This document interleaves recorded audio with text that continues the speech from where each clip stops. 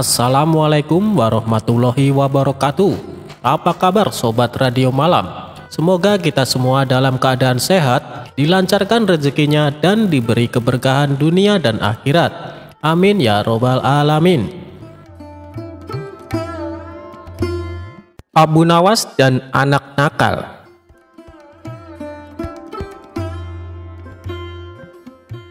Cerita Abu Nawas kali ini berawal dari suatu hari Baginda Raja kedatangan sahabatnya yang merupakan raja dari negeri seberang.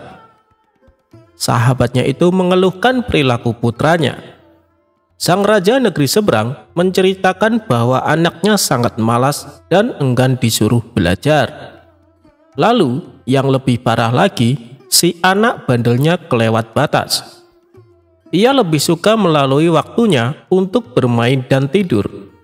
Manakala setiap kali sang raja mendatangkan guru untuk mengajari, si anak malah menertawakannya, bahkan seringkali dilecehkan dan diabaikan. Hal ini membuat guru-guru yang mengajar memilih berhenti.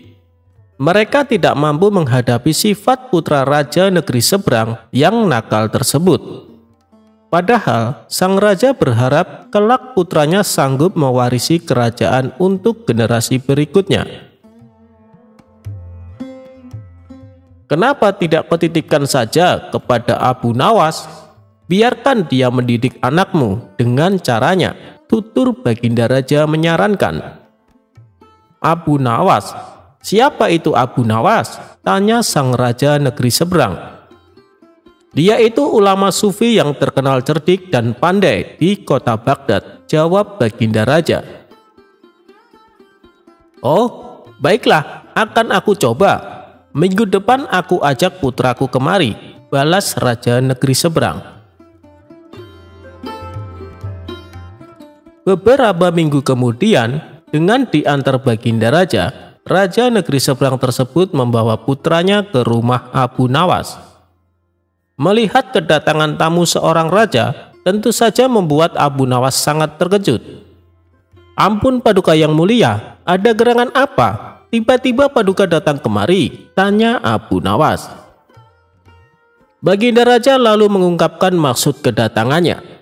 Ia hendak menitipkan putra sahabatnya kepada Abu Nawas untuk diajari ilmu agama dan kedisiplinan. Wahai Abu Nawas, ajarkan anakku ilmu agama dan didiklah dia supaya disiplin, pinta sahabat Baginda Raja. Saya bersedia, tapi saya akan mendidiknya dengan cara saya, dan Paduka tidak boleh sakit hati, balas Abu Nawas. Baik Abu Nawas, semuanya aku serahkan kepadamu, ujar sahabat Baginda Raja.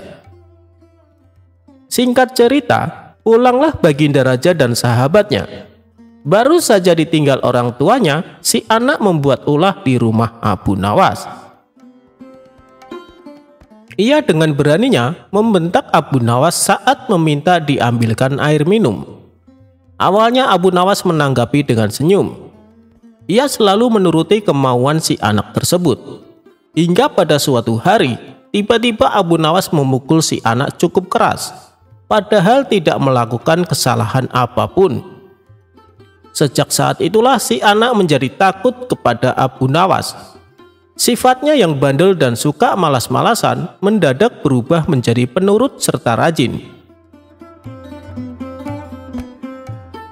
Singkat cerita, beberapa tahun kemudian orang tuanya datang untuk menjemput sang putra mahkota. Si anak ini menjadi pribadi yang sopan. Dia juga cerdas dan cepat menguasai berbagai ilmu agama yang diajarkan Abu Nawas. Melihat perubahan pada diri anaknya, sang raja negeri seberang menjadi senang dan bahagia. Seiring berjalannya waktu, si anak yang sudah menginjak dewasa dinobatkan sebagai raja untuk menggantikan posisi ayahnya. Berkat kecerdasan dan kedisiplinannya, dia menjadi raja yang gagah dan berwibawa. Suatu hari dia teringat dengan Abu Nawas, sosok guru yang telah mendidiknya.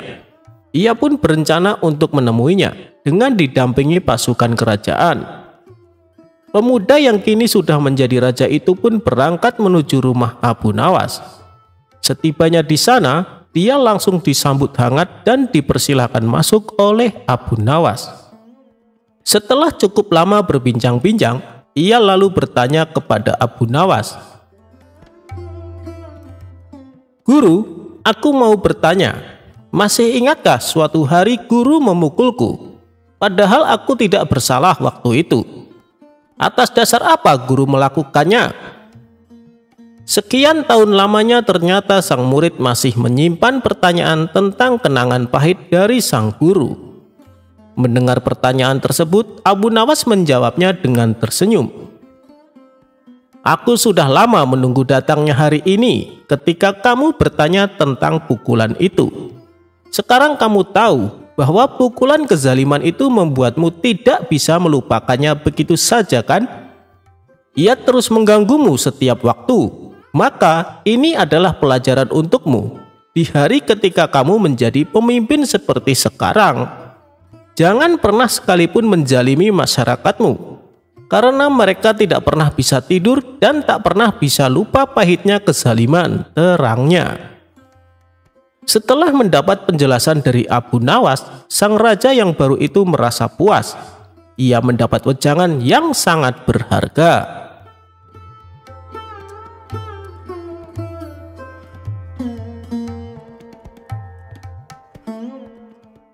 Abu Nawas dan kabar besok kiamat. Diceritakan, Abu Nawas memiliki hewan peliharaan. Di samping memiliki keledai sebagai tunggangannya, ia juga memelihara seekor kambing yang sangat gemuk dan besar. Tak pernah terlintas di benak Abu Nawas untuk menyembelihnya. Ia lebih menyukai kambingnya sebagai hewan peliharaan. Pada suatu hari, kawan-kawan Abu Nawas datang berkunjung ke rumahnya. Saat memasuki halaman rumah, mereka melihat kambing peliharaan Abu Nawas yang diikat di samping rumah. Abu Nawas menyambut hangat kawan-kawannya itu, dan setelah mengobrol, salah satu kawannya berkata kepada Abu Nawas, "Kambing punyamu hebat sekali Abu Nawas, gemuk dan sehat. Bagaimana kalau kita berpesta dan sembelih saja kambing itu?" usul kawan lainnya. "Ya, aku setuju. Dagingnya pasti enak dan lezat," timpal kawan satunya. Mendengar perkataan teman-temannya, Abu Nawas mencoba mengelak. "Kambingku itu tidak terlalu gemuk, belum begitu besar," kata Abu Nawas beralasan. Bagaimanapun, Abu Nawas sangat menyayangi kambingnya. Ia tidak sampai hati kalau sampai disembelih. "Hei Abu Nawas, apa kamu tidak dengar kabar kalau besok akan kiamat? Kambingmu juga tidak akan bertambah gemuk," kata teman-temannya. "Ya Abu Nawas, besok akan kiamat, kita sembelih saja kambingnya," sahut yang lainnya. Mereka terus saja mendesak Abu Nawas agar bersedia kambing kesayangannya disembelih. Abu Nawas pun mulai kesal mendengar perkataan teman-temannya yang memaksa. "Baiklah, besok kita akan pesta di pantai.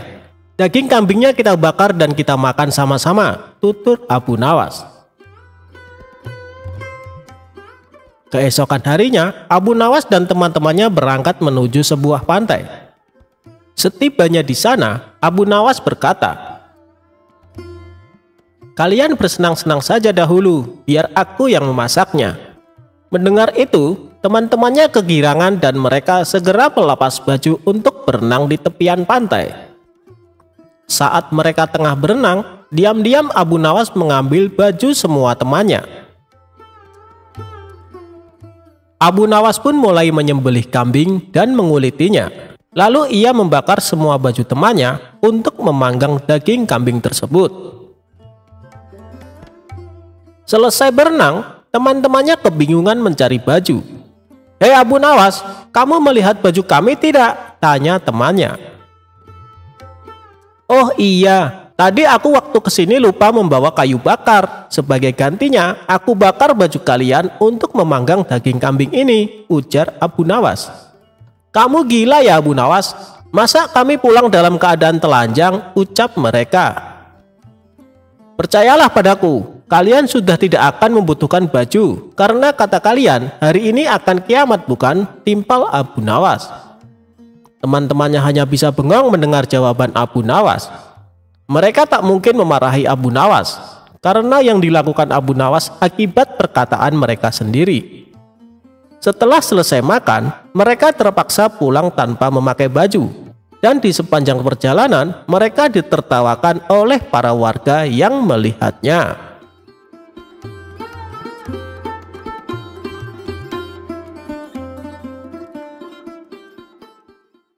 Abu Nawas mencari jarum yang hilang. Alkisah, pada suatu hari, Abu Nawas mencari sesuatu di halaman rumahnya yang penuh dengan pasir. Ternyata Abu Nawas mencari jarum. Tetangganya yang merasa kasihan ikut membantu Abu Nawas mencari jarum tersebut. Tetapi selama 1 jam lebih mereka mencari jarum tersebut tidak juga mereka temukan. Kemudian tetangganya bertanya kepada Abu Nawas, "Wahai Abu Nawas, kira-kira di mana engkau menjatuhkan jarum itu?" Tanya tetangga itu. "Jarumnya sih jatuh di dalam rumah," jawab Abu Nawas. "Loh, maksudnya bagaimana? Kalau jarum itu jatuh di dalam rumah, mengapa engkau mencarinya di luar rumah?" Tanya tetangga tersebut keheranan. "Karena di dalam rumah tampak gelap, sedangkan di luar terang," jawab Abu Nawas tanpa dosa. Kisah ini selesai sampai di sini, singkat namun penuh makna. Ada yang memaknai jika mencari kebahagiaan di luar rumah itu tidak ada artinya, padahal kebahagiaan sesungguhnya ada di dalam rumah yang terkadang tak terlihat.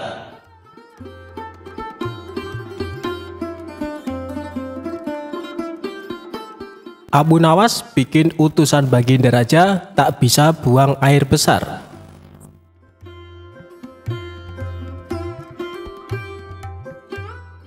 Sudah beberapa hari sosok Abu Nawas tidak hadir di istana.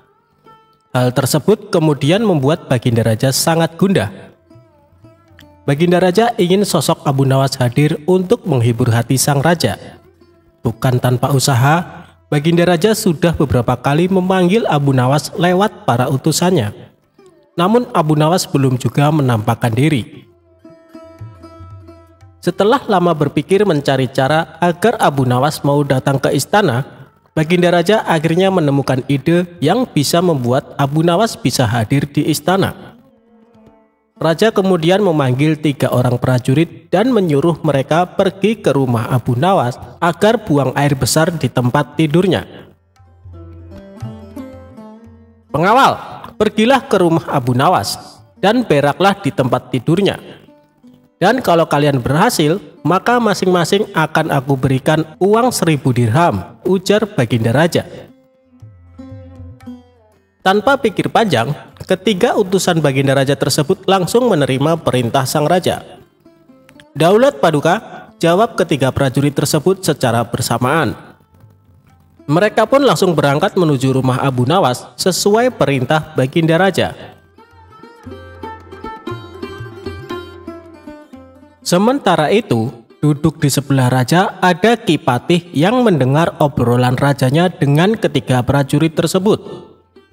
Ki Patih yang mendengar raja memberikan tugas kepada 3 prajurit tersebut pun memberanikan diri untuk bertanya kepada sang raja. Ia merasa aneh dengan tugas yang diberikan Baginda Raja. "Maaf Paduka, bukankah tugas yang diberikan itu tampak aneh dan menghina?" tanya Patih. "Patih, memang benar, tapi itulah siasatku agar Abu Nawas segera hadir ke istana," jawab Baginda Raja.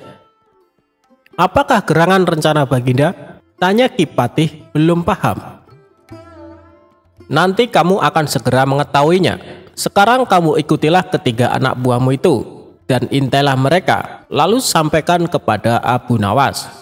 Bila dia berhasil menggagalkan tugas pengawalnya, maka Abu Nawas akan aku beri uang 3.000 dirham dan sekaligus ia boleh memukul utusanku itu," kata Baginda Raja. Prajurit tiba di rumah Abu Nawas. Dengan perasaan yang masih bingung, Patih segera melaksanakan perintah raja. Dia segera berkemas dan menuju ke rumah Abu Nawas. Para prajurit Baginda Raja yang sudah berangkat lebih dulu akhirnya tiba di rumah Abu Nawas. Tanpa basa-basi, ketiganya langsung mengetuk pintu rumah Abu Nawas. Tak lama setelah itu, Abu Nawas pun membukakan pintu dan bertemu ketiga utusan Baginda Raja. "Kami diutus oleh Baginda Raja untuk buang air besar di tempat tidurmu. Karena ini perintah raja, kamu tidak boleh menolak," kata salah satu prajurit. "Saya sama sekali tidak keberatan. Silahkan saja kalau kalian mampu melaksanakan perintah raja," jawab Abu Nawas dengan santai. "Betul?" tanya prajurit raja memastikan. "Ya, silahkan saja," sahut Abu Nawas. Abu Nawas mengawasi orang-orang itu beranjak ke tempat tidurnya dengan perasaan geram yang sudah ia tahan. Berak di tempat tidurku. Betul-betul kelewatan," gumam Abu Nawas dalam hati. Tak mau ranjang tidurnya dikotori, Abu Nawas memutar otaknya untuk mencari cara agar para utusan Baginda Raja tersebut mengurungkan niatnya.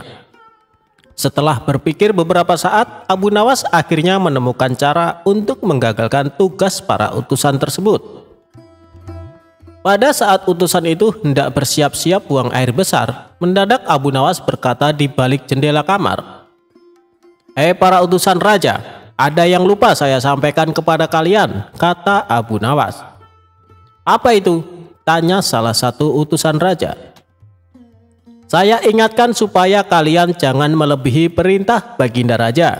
Jika kalian melanggar, saya akan pukul kalian dengan sebuah pentungan besar. Dan setelah itu saya akan laporkan kepada Baginda bahwa kalian melanggar perintahnya," jelas Abu Nawas. Dengan cekatan Abu Nawas segera mengambil sebatang kayu besar yang ada di dapur rumahnya. Abu Nawas kemudian berlari kembali ke kamarnya dengan membawa pentungan kayu besar yang ia ambil di dapur rumahnya. "Hei, apa maksudmu tadi Abu Nawas?" tanya salah satu utusan. "Ingat, perintah raja hanya buang air besar saja dan tidak boleh lebih dari itu," jawab Abu Nawas. "Ya, benar," jawab utusan raja. "Aku ulangi lagi, hanya buang air besar saja, tidak boleh lebih. Ingat, tidak boleh kencing, tidak boleh buka celana, tidak boleh cebok, hanya buang air besar saja," tegas Abu Nawas. "Mana mungkin? Itu tidak mungkin, kami juga harus buka celana dan kencing," jawab salah satu utusan. "Aku akan pukul kalian sekeras-kerasnya jika kalian melanggar perintah raja," sahut Abu Nawas. Ketiga utusan Baginda Raja tersebut hanya bisa saling pandang kebingungan dengan ucapan Abu Nawas. Di tengah kebingungan tersebut, tiba-tiba ada suara memanggil Abu Nawas. Rupanya suara tersebut datang dari Ki Patih yang memang diutus Baginda Raja untuk mengawasi ketiga utusannya. Melihat keberadaan Ki Patih, Abu Nawas dan ketiga utusan raja segera berkumpul untuk menemui suara tersebut. "Aku sudah mendengar perdebatan kalian. Baginda Raja memang memerintahkan para utusan untuk berak di tempat tidurmu. Jika 3 orang ini sanggup, mereka masing-masing akan mendapatkan 1000 dirham. Jika mereka gagal, maka mereka boleh engkau pukul sesuka hatimu," kata Ki Patih. "Oh, begitu. Lalu hadiah dari Baginda untukku berapa, tuanku?" tanya Abu Nawas. "Sekarang juga engkau boleh menghadap Baginda Raja untuk menerima 3000 dirham," jawab Ki Patih. Mendengar jawaban Ki Patih, Abu Nawas dibuat kaget serta gembira. Sebelum menghadap Baginda Raja, Abu Nawas kembali mengambil pentungannya lalu mengejar ketiga utusan raja yang hampir buang air besar di ranjangnya. Ketiga utusan tersebut lari terbirit-birit. Ki Patih dan Abu Nawas dibuat tertawa terpingkal-pingkal dengan tingkah ketiga utusan tersebut. "Abu Nawas, Baginda Raja sangat yakin engkau dapat mengatasi masalah ini. Baginda memang menginginkan kehadiranmu di istana untuk menghibur hatinya yang saat ini sedang gundah gulana," jelas Ki Patih. Abu Nawas menyetujui perintah Kipati, dan mereka segera berangkat menuju istana untuk menemui Baginda Raja serta mengambil hadiah 3.000 dirham.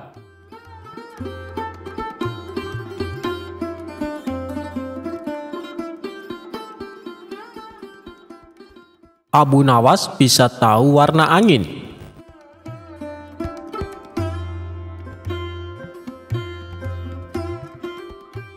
Baginda Raja menunjuk kawannya untuk menjabat sebagai gubernur di kota tempat tinggal Abu Nawas. Tapi sayangnya orang yang ditunjuk ini menyalahgunakan jabatannya.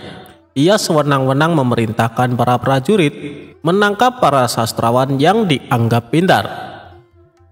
Setelah beberapa sastrawan ditangkap, mereka dihadapkan kepada gubernur yang baru tersebut. Satu persatu di antara mereka ditanya oleh sang gubernur, "Menurutmu aku gubernur yang adil atau zolim?" tanya sang gubernur kepada para sastrawan.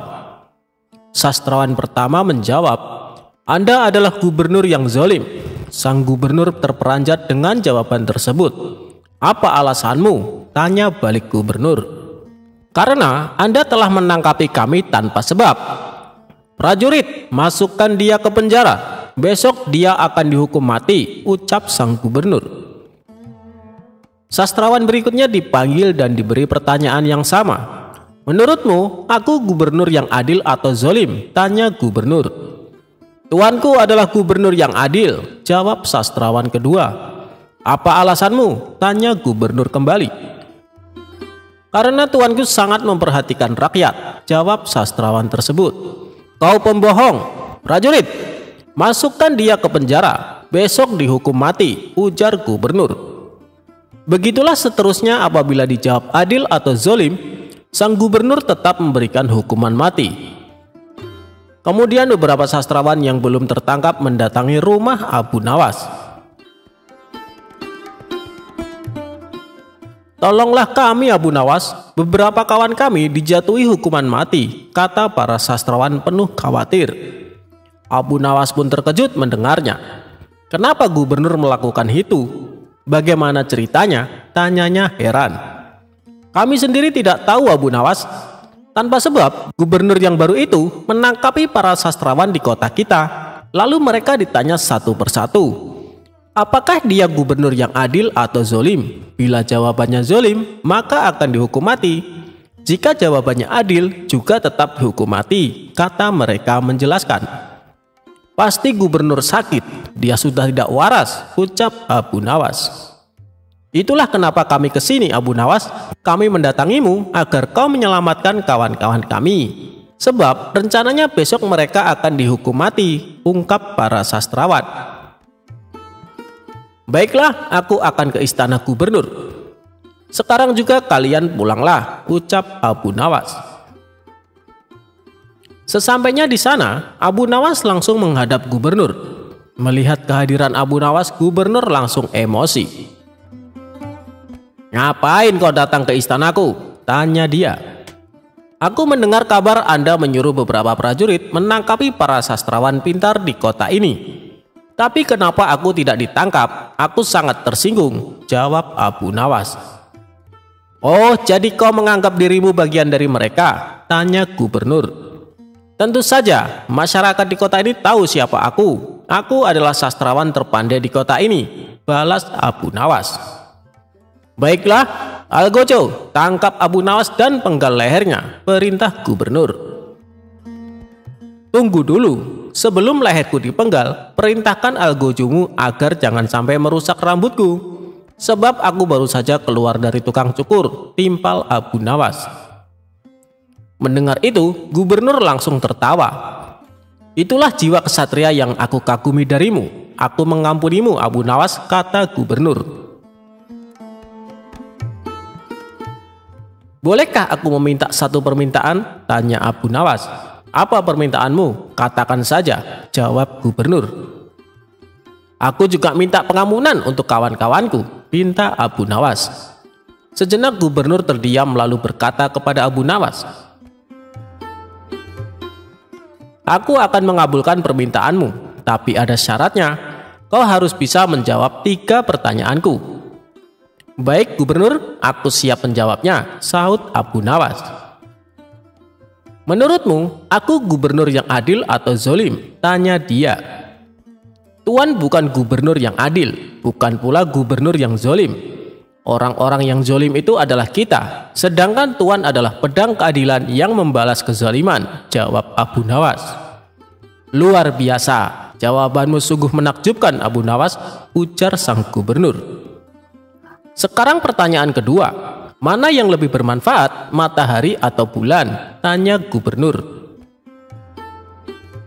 Matahari terbit di siang hari bersamaan dengan terangnya dunia, maka menurutku matahari kurang bermanfaat. Sementara bulan terbit di waktu malam yang menerangi dunia dan menjadikannya seperti siang, maka menurutku manfaat bulan lebih besar, ujar Abu Nawas. Gubernur pun tertawa dengan jawaban Abu Nawas. Memang nyeleneh tapi masuk akal. Baiklah Abu Nawas, sekarang pertanyaan terakhir. Menurutmu warna angin itu apa? Tanyanya. Warna angin itu merah, jawab Abu Nawas dengan enteng. Apa alasanmu? Tanya gubernur lagi. Kalau kita masuk angin, lalu badan dikerok, pasti akan muncul warna merah di badan. Itu menunjukkan kalau anginnya sedang keluar. Berarti warna angin adalah merah, jawab Abu Nawas menerangkan. Untuk kedua kalinya gubernur dibuat tertawa terpingkal-pingkal. Kamu memang cerdik Abu Nawas. Kau mendapatkan apa yang kau inginkan. Ternyata apa yang dikatakan Baginda Raja tentangmu memang benar, tutur gubernur. Abu Nawas spontan kaget mendengar nama Baginda Raja disebut. Maksud Tuan bagaimana? Tanya Abu Nawas penasaran. Jadi begini, sebelum aku ditugaskan kemari, Baginda Raja memberitahu kalau di kota ini banyak sastrawan pintar. Dan di antara sastrawan yang paling cerdik adalah kau. Aku berniat memanggil mereka untuk diberi hadiah. Tapi sebelumnya aku ingin mengerjai dulu. Ternyata kau malah datang untuk membantu mereka. Dan ini adalah suatu kesempatan bagiku untuk menguji kecerdasanmu, cerita gubernur. Jadi hukuman mati yang Tuan berikan hanya berpura-pura? Tanya Abu Nawas kaget. Benar Abu Nawas. Aku hanya ingin mengerjai mereka sebelum memberikan hadiah, jawab gubernur. Abu Nawas pun terdiam sejenak. Kurang ajar, ternyata aku masuk perangkapnya. Tunggu saja pembalasanku nanti, ungkapnya dalam hati.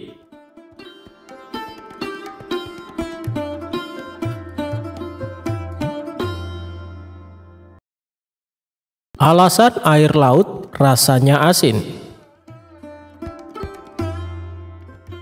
Suatu hari Baginda Raja merasa suntuk. Dia ingin keluar istana untuk menghilangkan rasa jenuhnya. Dia juga tidak ingin sendirian jalan-jalan. Karenanya Raja meminta pengawalnya memanggil Abu Nawas. Singkat cerita, Abu Nawas dan Baginda Raja memulai perjalanannya. Saat dalam perjalanan, Abu Nawas selalu bercerita yang membuat Baginda Raja terhibur. Ketika melintasi di tepi pantai, mereka berdua berhenti sejenak untuk beristirahat. Baginda Raja lalu membasuh muka dan tangannya dengan air laut. Langsung terbesit dalam benaknya akan sebuah pertanyaan. Abu Nawas, menurutmu kenapa air laut itu asin? Tanya Baginda Raja. Mendengar pertanyaan dari rajanya, Abu Nawas pun menjawab. Karena air laut tidak mengalir kemana-mana Paduka, ia senantiasa di tempatnya. Nah, untuk mencegah air laut itu tidak busuk, para leluhur kita dulu memberinya garam. Itulah sebab air laut menjadi asin, jawab Abu Nawas. Mendengar penjelasan itu, Baginda Raja tertawa terpingkal-pingkal. Perjalanan mereka berdua pun akhirnya dilanjutkan. Tidak beberapa lama dari kejauhan mereka berdua melihat sebuah benda berkilauan. Benda apa itu Abu Nawas? Ayo kita ke sana, ajak Baginda Raja. Abu Nawas bergegas melangkah mendahului Baginda Raja. Setelah benda itu diambil oleh Abu Nawas, ternyata hanya sebuah cermin. Abu Nawas pun segera membuangnya. Melihat hal itu, Baginda Raja terkejut. Kenapa dibuang Abu Nawas? Memangnya itu benda apa? Tanya Baginda Raja. Benda yang sangat jelek Paduka, wajar saja kalau si pemilik membuangnya, jawab Abu Nawas.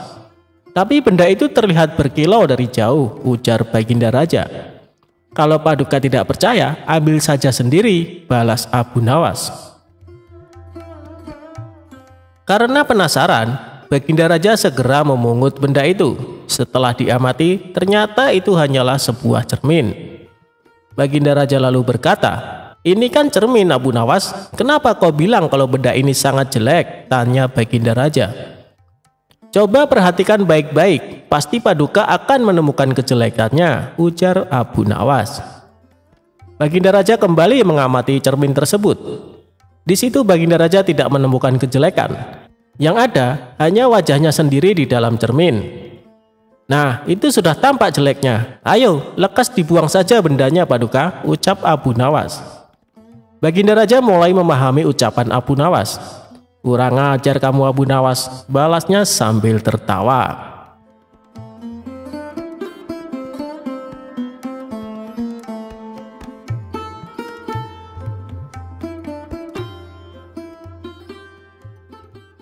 Abu Nawas dan buah anggur.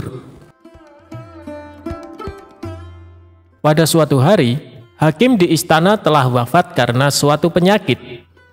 Raja menyuruh orang yang dikenalnya menjadi hakim baru di istana. Semua orang mengira hakim tersebut akan kejam dan bengis kepada para rakyat. Tak lama kemudian, hakim baru datang ke istana. Beberapa rakyat yang melihat hal tersebut pun datang ke istana dengan membawakan buah sebagai tanda selamat. Hakim bertanya kepada seluruh rakyat yang datang, "Di mana Abu Nawas?" "Kami tidak tahu Tuan Hakim," jawab salah satu rakyat. Kemudian, setelah selesai dari istana, beberapa orang memberitahu Abu Nawas mengenai hakim baru.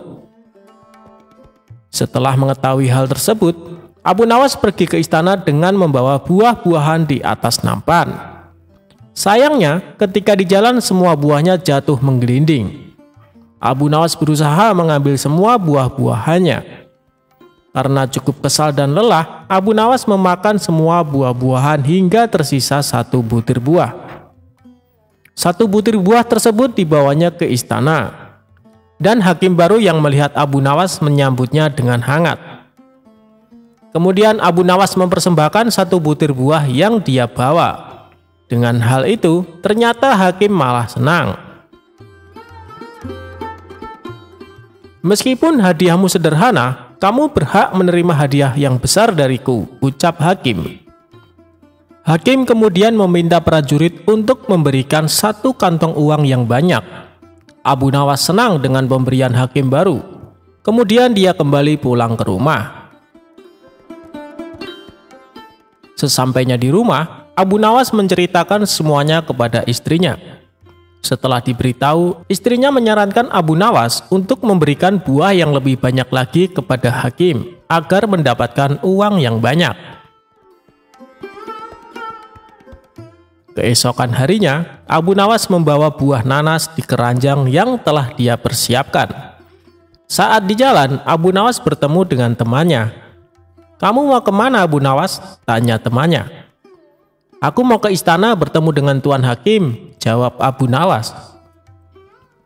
"Apakah nanas yang kau bawa itu untuk Tuan Hakim?" tanya temannya. "Ya, tentu," kata Abu Nawas. Teman Abu Nawas menyarankan dia untuk memberikan buah anggur saja agar lebih pantas diterima oleh hakim baru. Abu Nawas setuju dengan saran temannya. Kemudian dia pergi ke pasar untuk membeli anggur terbaik di sana. Akhirnya sampailah Abu Nawas ke istana dan hakim baru menyambutnya dengan hangat. Setelah mengetahui buah yang dibawa Abu Nawas, hakim sangatlah marah. "Kamu tahu kan saya paling benci dengan buah anggur," ucapnya penuh dengan emosi. Kemudian hakim meminta prajurit untuk melempari buah anggur ke Abu Nawas. Ketika dilempari buah anggur, Abu Nawas malah berkata, "Alhamdulillah." Mendengar ucapan Abu Nawas berkali-kali, Hakim merasa heran. Kemudian dia bertanya kepada Abu Nawas, "Abu Nawas, kenapa kamu terus mengucapkan Alhamdulillah ketika dilempari buah anggur?" tanya Hakim. "Begini Tuan Hakim, awalnya aku ingin membawa 1 keranjang buah nanas untuk Tuan Hakim. Untungnya ada temanku yang menyarankan untuk membawa buah anggur saja. Bayangin coba kalau buah nanas yang dilemparkan bisa benjol kepala saya," jawab Abu Nawas cengengesan. Mendengar jawaban Abu Nawas, Hakim terpingkal-pingkal mendengarnya. Kemudian dia diperbolehkan kembali pulang ke rumah.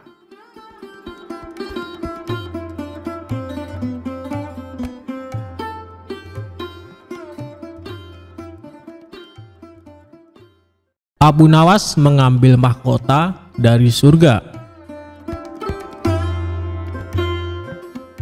Dikisahkan, pada suatu hari Baginda Raja menyamar menjadi rakyat biasa.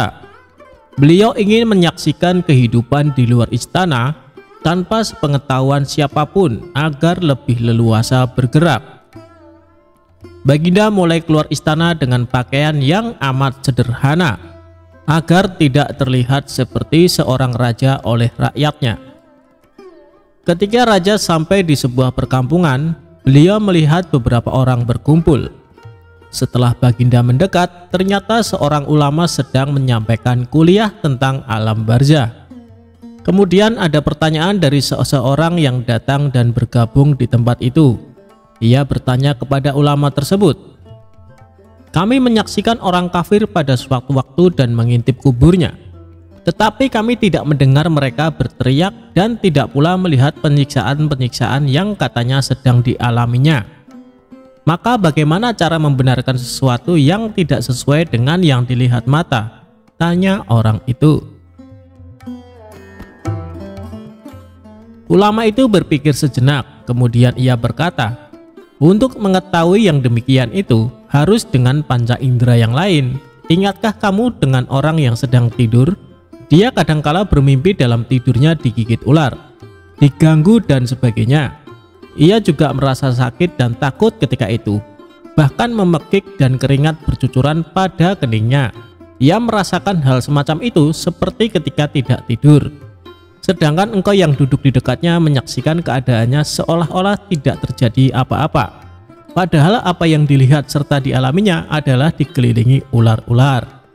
Maka jika masalah mimpi yang remeh saja sudah tidak mampu mata lahir melihatnya, mungkinkah engkau bisa melihat apa yang terjadi di alam barzah?" kata sang ulama.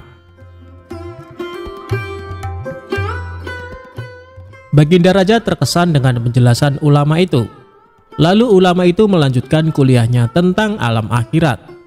Dikatakan bahwa di surga tersedia hal-hal yang amat disukai nafsu, termasuk benda-benda. Salah satu benda-benda itu adalah mahkota yang amat luar biasa indahnya. Tak ada yang lebih indah dari barang-barang di surga, karena barang-barang itu tercipta dari cahaya. Saking indahnya, maka satu mahkota jauh lebih bagus dari dunia dan isinya. Baginda makin terkesan. Beliau lalu pulang kembali ke istana. Baginda sudah tidak sabar ingin menguji kemampuan Abu Nawas. Baginda Raja memerintahkan menterinya untuk memanggil Abu Nawas ke hadapannya.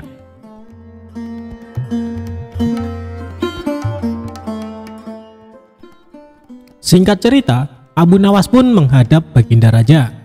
"Aku menginginkan engkau sekarang juga berangkat ke surga. Kemudian bawakan aku sebuah mahkota surga yang katanya tercipta dari cahaya itu. Apakah engkau sanggup, Abu Nawas?" tanya Baginda Raja. "Sanggup, Paduka yang mulia," kata Abu Nawas langsung menyanggupi apa yang mustahil dilaksanakan olehnya itu.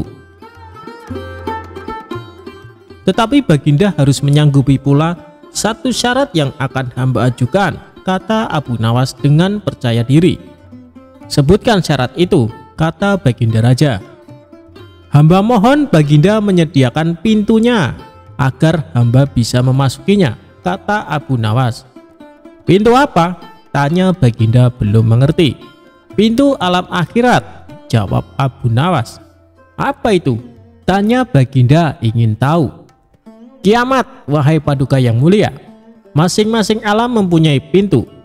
Pintu alam dunia adalah liang peranakan ibu. Pintu alam barzah adalah kematian. Dan pintu alam akhirat adalah kiamat. Jelas Abu Nawas kepada Baginda Raja. Surga berada di alam akhirat. Bila Baginda masih tetap menghendaki hamba mengambil sebuah mahkota di surga, maka dunia harus kiamat terlebih dahulu. Lanjut Abu Nawas. Mendengar penjelasan Abu Nawas, Baginda Raja terdiam. Di sela-sela kebingungan Baginda Raja, Abu Nawas bertanya lagi kepada Baginda Raja.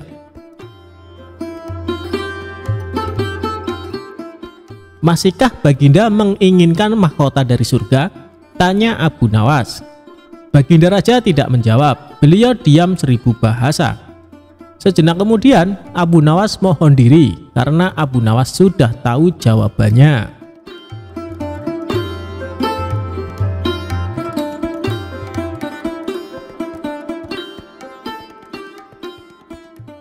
Tipu daya si pengemis dan saudagar kaya.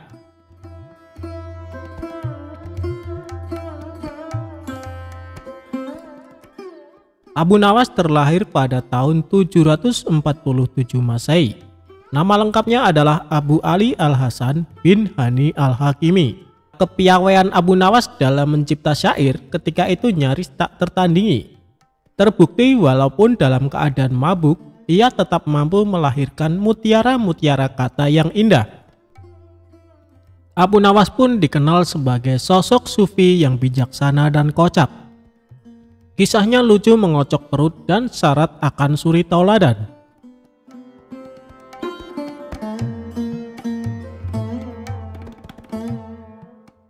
Al-Kisah, seorang saudagar kaya di Baghdad membuat sayembara berendam semalam di kolam air yang terkenal sangat dingin. Bagi siapa saja yang mampu berendam akan mendapat hadiah 10 dirham. Konon banyak sekali yang mencoba dan hanya mampu bertahan sepertiga malam. Hingga datanglah seorang pengemis yang juga mencoba sayembara sang saudagar kaya.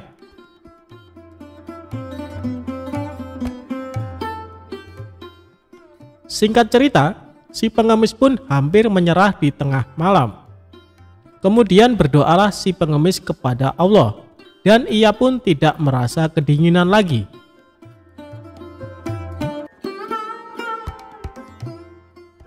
Menjelang pagi, anak si pengemis mendatangi sang ayah karena khawatir dan menyalakan api di tepi kolam air, menemani si pengemis. Waktu sayembara pun berakhir. Pengemis bangkit dari kolam dan mendatangi sang saudagar kaya untuk meminta upahnya. Terjadilah perdebatan antara si pengemis dan sang saudagar. Aku tidak mau membayar karena anakmu membuat api di tepi kolam. Kamu pasti tidak merasa kedinginan, ujar sang saudagar. Panas api itu tidak sampai ke badan saya. Selain apinya jauh, saya kan berendam di dalam air. Bagaimana bisa api masuk ke dalam air? Sanggah si pengemis. Sang saudagar kaya bersikukuh tak ingin memberi hadiah. Lalu berceritalah si pengemis kisah pilunya kepada Abu Nawas. Abu Nawas mengatakan bahwa hadiah si pengemis akan datang esok hari.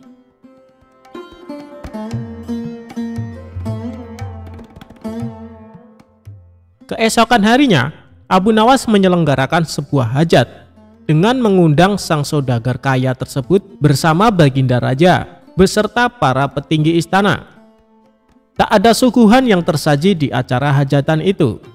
Abu Nawas berkata pada sang raja bahwa masih sedang memasak nasi.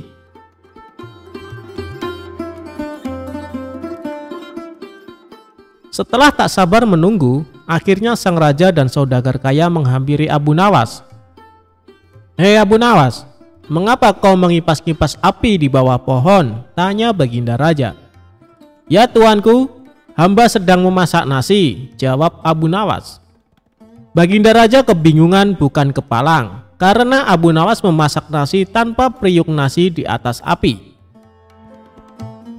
Abu Nawas mendongakkan kepala sembari memberitahu keberadaan periuk nasi di atas pohon yang jauh dari api. Abu Nawas pun menjelaskan kisah sang pengemis sebagai perbandingan atas apa yang dilakukannya, bahwa api tidak bisa menanak nasi dengan periuk di atas pohon. Demikian, api di tepi kolam tidak akan menghangatkan air kolam. Akhirnya Baginda Raja memerintahkan saudagar kaya tersebut memberi upah si pengemis sebesar 100 dirham.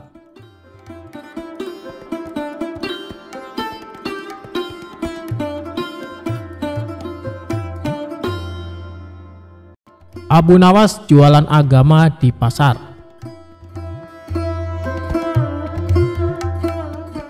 Lama sudah Abu Nawas tidak bertemu dengan Baginda Raja.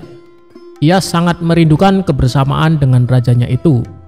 Biasanya dalam 1 bulan, Abu Nawas sampai 4 kali dipanggil ke istana untuk menemani sang raja untuk berbincang bersama. Namun sudah hampir 1 tahun Baginda Raja belum juga memanggilnya ke istana. Hingga terbesit dalam benak Abu Nawas jika Baginda Raja sudah melupakan dirinya. Sebenarnya, Abu Nawas bisa saja langsung datang ke istana dan menemui sang Baginda Raja. Sebab Abu Nawas merupakan salah satu orang yang diberi keistimewaan khusus oleh sang raja. Tetapi, kalau Abu Nawas bertemu raja tanpa ada kepentingan, ia khawatir para menteri kerajaan akan berprasangka buruk padanya. Untuk bertemu sang raja, Abu Nawas kemudian berpikir dan bergegas menuju ke pasar. Sesampainya di pasar, Abu Nawas mulai memasuki toko demi toko. Hampir semua toko yang dihampiri oleh Abu Nawas, semuanya terdiam dan heran. Sebab Abu Nawas hendak menawarkan sesuatu yang menurut orang tidak wajar, yakni agama. Di salah satu toko, Abu Nawas bertanya, "Apakah toko ini menjual agama?" Tentu saja si pemilik toko heran. "Kalau di sini tidak menjual agama, maka saya ingin menjual agama, harganya cukup 1 dinar. Apakah kamu berminat?" ungkap Abu Nawas.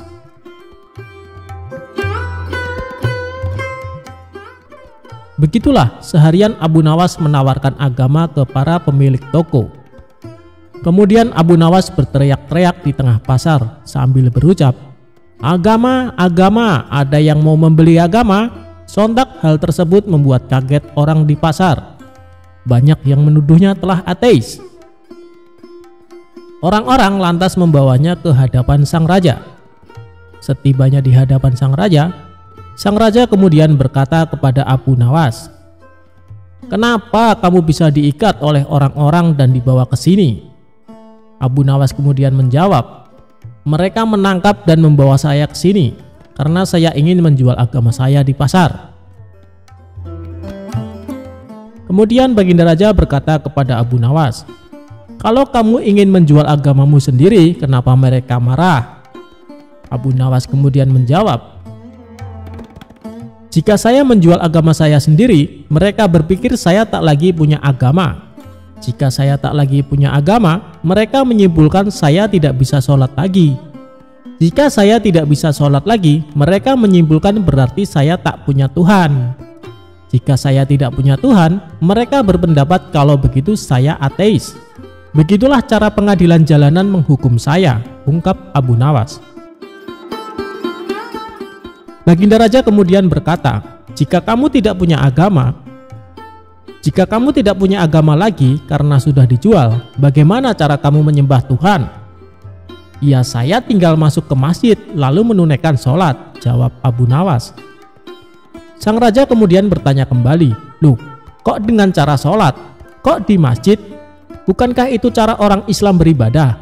Berarti kamu masih punya agama, Abu Nawas, padahal kamu sendiri sudah menjual agamamu." Abu Nawas kemudian bertanya, "Lantas kalau begitu apa arti agama?"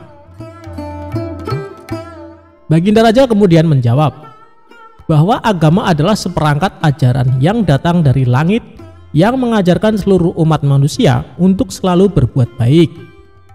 Mengganggu orang lain sekecil apapun adalah perbuatan tidak baik. Jika setiap orang beragama berbuat baik, maka tatanan hidup bersama umat manusia akan baik dengan sendirinya, karena tak seorang pun merasa terganggu dengan kehadiran orang lain akibat ajaran agama yang dijalankannya. Kemudian Baginda Raja mencontohkan rukun Islam, mulai dari syahadat, sholat, puasa, zakat, sampai ibadah haji. Semuanya ditujukan untuk kebaikan manusia. Tujuan sholat adalah mencegah perbuatan keji. Jika ia telah melaksanakan sholat, tapi masih berbuat mungkar, maka sholatnya perlu dipertanyakan. Begitu pula dengan puasa yang mengajarkan kita berempati kepada kaum miskin. Sedangkan zakat sendiri sudah pasti disalurkan untuk memperdayakan fakir miskin.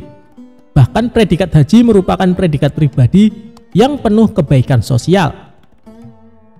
Jadi begini Abu Nawas, orang yang beragama sesungguhnya selalu melahirkan kebaikan untuk orang lain. Terlebih dalam ajaran agama Islam, kita dilarang memutuskan silaturahmi dengan orang baik, apalagi terhadap sesama muslim. Setelah Baginda Raja menjelaskan pandangannya terkait agama, Abu Nawas tersenyum penuh bahagia. Kalau boleh tahu, apa ancamannya bila memutuskan silaturahmi? Tanya Abu Nawas. Orang yang memutuskan silaturahmi tidak mendapat rahmat dari Allah. Itulah tujuan saya kemari Baginda Raja, agar saya bisa terus menjalin silaturahmi dengan Paduka yang mulia, jawab Abu Nawas. Lantas apakah kamu masih ingin menjual agama? Tanya sang raja. Abu Nawas kemudian bertanya pada sang raja, wahai raja, siapa sih sebenarnya orang yang pantas menjual agama? Kalau menurut sang raja, orang yang pantas menjual agama adalah orang yang memanfaatkan agama untuk kepentingan pribadinya. Dengan sigap Abu Nawas berkata, tepat sekali Paduka, seperti halnya para pejabat dan politikus. Meski yang dilakukan oleh Abu Nawas terlihat konyol, tetapi maksud dan tujuannya benar-benar penuh makna. Lebih-lebih di zaman yang seperti ini, banyak orang tanpa ragu apalagi menjelang pemilihan umum, banyak yang menggunakan atau memanfaatkan agama demi kepentingan politik. Agama tidak lagi dimaknai sebagai jalan spiritual atau prinsip hidup yang mampu membuat kebaikan kepada sesama. Sebagaimana yang disampaikan oleh sang raja, bahwa agama seperangkat ajaran yang datang dari langit, yang mengajarkan seluruh umat manusia untuk selalu berbuat baik. Jika agama sudah kehilangan ruh spiritualnya sebagai jalan hidup, maka sudah benar apa yang dilakukan oleh Abu Nawas. Agama layaknya sebuah barang murah yang dijual ke sana dan kemari.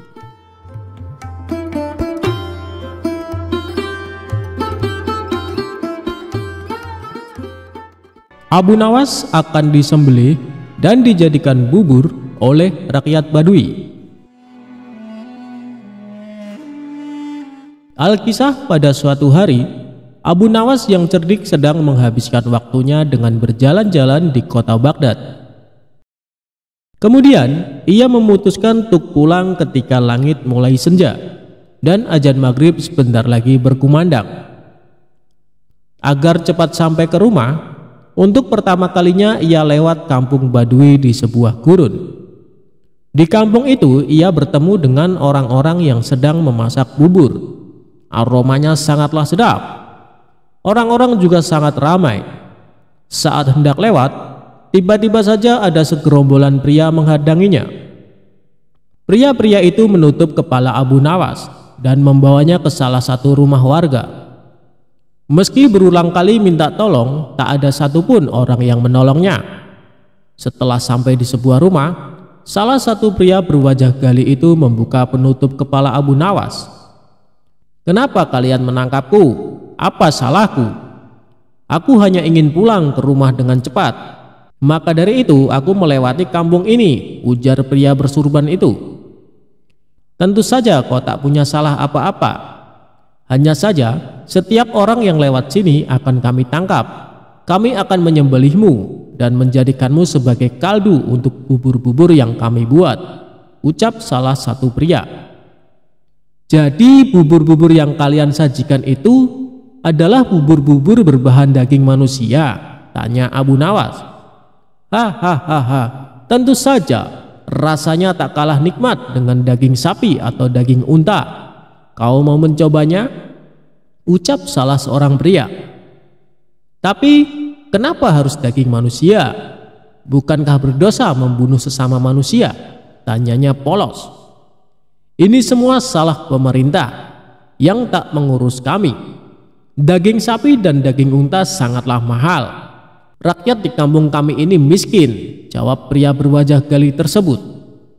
Lalu, para pria di kampung Badui mengarak Abu Nawas ke tempat penyembelihan. Dengan cepat Abu Nawas memikirkan cara agar terbebas dari penyembelihan. Karena kecerdikannya, ia pun berhasil menemukan solusi.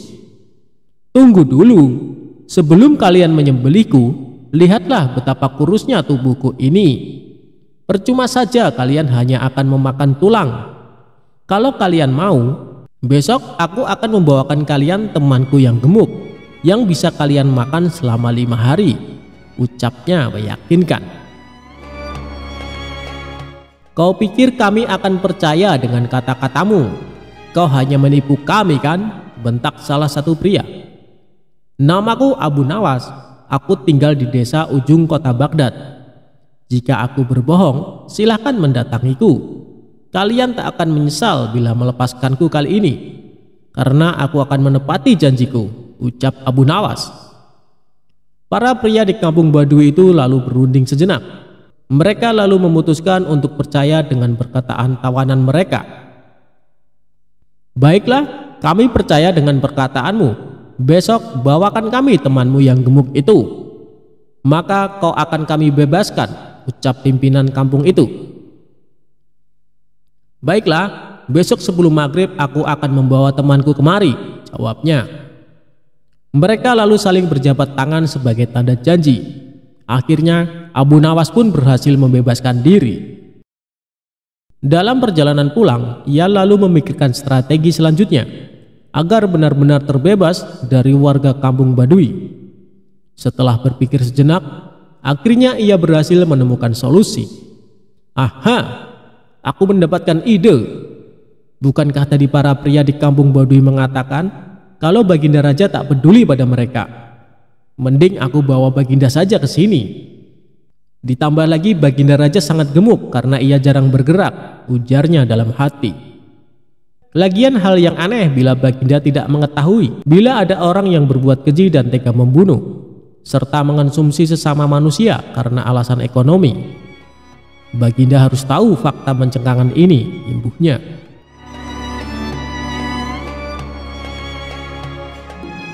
Keesokan harinya, Abu Nawas menemui Baginda Raja. Setelah menundukkan kepala sebagai tanda hormat, ia lalu berkata, Tuanku Baginda Raja yang mulia, hamba hendak mengajak Baginda ke tempat yang memiliki makanan sangat lezat. Di manakah itu? Makanan apa yang sangat lezat itu? Tanya Baginda Raja. Di kampung Badui ada bubur yang sangat nikmat. Baginda akan menyesal bila tak mencicipinya, jawab pria cerdik itu.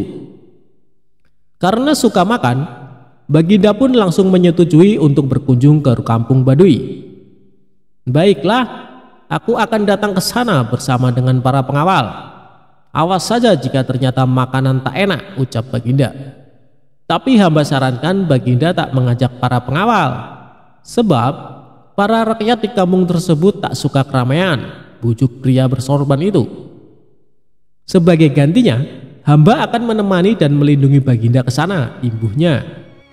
Baiklah kalau begitu, ayo kita segera ke sana, ucap Baginda Raja. Mereka pun berjalan ke kampung Badui. Sesampainya di sana, Abu Nawas mengajak Baginda Raja ke rumah warga yang kemarin hendak memenggalnya. Baginda, tunggulah di sini sejenak. Hamba akan menemui penjual bubur itu, ucapnya. Kemudian Abu Nawas ke rumah itu dan menemui para pria yang ternyata sudah menunggunya. Lihatlah, aku menepati janjiku. Kubawakan kalian orang yang gemuk sesuai janjiku kemarin, ujarnya. Para pria di kampung itu tidak tahu bila pria yang mereka hadapi adalah Baginda Raja. Dengan cepat, mereka lalu menyekap Baginda Raja. Dalam hati Abu Nawas berkata, jika Baginda pandai, maka ia akan menemukan cara terbebas dari para pria itu. Dan kalau bodoh, matilah ia disembelih. Sebelum para pria melakukan penyembelihan, Baginda pun berkata, tubuhku emang gemuk, tapi dagingku sedikit. Tubuhku ini kebanyakan berisi lemak, tak enak bila dijadikan santapan. Daripada menyantapku, mendingan aku bekerja saja menjadi pembuat peci. Aku bisa membuat peci yang bagus dan harganya mahal. Kalian bisa menjual peci buatanku ke orang-orang di istana. Mereka akan membelinya dengan harga mahal. Imbuh Baginda mencoba mengelabui warga kampung Baduy. Lalu, para kanibal itu pun setuju dengan saran Baginda Raja. Mereka lalu mengurung pemimpin istana itu di sebuah penjara. Baginda mulai membuat peci. Agar diselamatkan oleh para pengawal istana, Baginda memberikan sepucuk surat di dalam peci yang ia buat. Surat tersebut berisi, "Hai menteriku, tolonglah aku. Aku di kampung Baduy disekap oleh para warga di sini. Berapapun harga peci ini, tolong belilah, lalu selamatkan aku." Setelah itu, Baginda menyerahkan peci buatannya ke salah seorang pria. "Jual saja peci ini ke para menteri di istana. Mereka pasti menyukainya," ucap Baginda Raja. Di satu sisi, istana sedang gempar karena Baginda Raja tak kunjung kembali. Para pengawal istana telah mencari, tapi tak kunjung bisa menemukan sang raja. Mereka tak pernah menyangka bila raja mengunjungi kampung Baduy. Keesokan harinya, salah satu pria dari kampung Baduy datang ke istana. Ia menemui salah satu menteri dan menjual peci yang dibawanya. Karena indah, menteri itu pun tertarik untuk membelinya. "Wah, peci ini nampak sangat mengagumkan dan mewah. Siapa yang membuatnya? Seleranya pasti sangat tinggi," ucap menteri kerajaan. "Tentu saja bagus. Aku akan membawanya lagi besok bila kau mau peci yang lain," ujar pria itu. "Baiklah, besok bawakan aku peci yang lain ya. Aku akan membelikan ayahku." "Ngomong-ngomong, dari mana asalmu?" ujar sang menteri. "Hamba dari kampung Baduy, Tuan." "Kalau begitu hamba pamit undur diri," jawab sang penjual peci. Saat sedang mencoba peci, sang menteri kerajaan kaget karena di dalam peci itu terdapat sepucuk surat dari Baginda Raja. Kemudian menteri kerajaan itu meminta para pengawal untuk mendatangi kampung Baduy. Mereka berhasil menemukan dan menyelamatkan Baginda Raja. Masyarakat Baduy tak menyangka bila yang mereka tangkap adalah seorang raja. Atas perintah raja, orang-orang di kampung Baduy dibunuh karena perbuatan mereka sangat jahat. Keesokan harinya, Baginda Raja memerintahkan para pengawal untuk menangkap Abu Nawas. Ia hendak menghukum mati pria yang telah menjebaknya itu. Abu Nawas pun ditangkap ketika sedang sholat. Setelah salam, ia langsung dibawa para pengawal untuk menemui sang raja. Begitu melihat wajah pria yang telah menjebaknya, wajah sang raja sangat marah. "Hai kau lelaki becik, bisa-bisanya kau mempermainkanku. Apa maksudmu menjadikanku sebagai tumbal untuk rakyat di kampung Baduy? Perbuatanmu sangatlah tidak pantas. Kau pantas untuk dihukum mati," teriak raja. Dengan sikap tenang, Abu Nawas pun menundukkan kepalanya dan berkata, "Ya, tuanku Baginda Raja yang bijak, sebelum Baginda menjatuhkan hukuman mati kepada hamba, perkenankan hamba menyampaikan beberapa hal." "Baiklah, cepat katakan, waktumu tak lama," jawab Baginda Raja. "Ya tuanku Baginda Raja, sebenarnya alasan hamba menyerahkan Baginda kepada penjual bubur itu untuk menunjukkan kenyataan pahit di negeri yang Baginda pimpin. Sebab bila tak mengalaminya langsung, bisa saja Paduka tak percaya dengan perkataan hamba. Padahal semua kejadian yang terjadi di negeri ini adalah tanggung jawab Baginda sebagai seorang pemimpin," ucap Abu Nawas. "Bukankah raja yang adil dan bijak sebaiknya mengetahui seluruh perbuatan rakyatnya? Untuk itu hamba mengajak Paduka pergi ke kampung Baduy. Lagi pula hamba sudah bisa menduga bila Baginda adalah pemimpin cerdas, sehingga pasti bisa lolos dari jebakan mereka. Demikian tuanku." Jika perkataan hamba ini salah, silakan hukum hamba.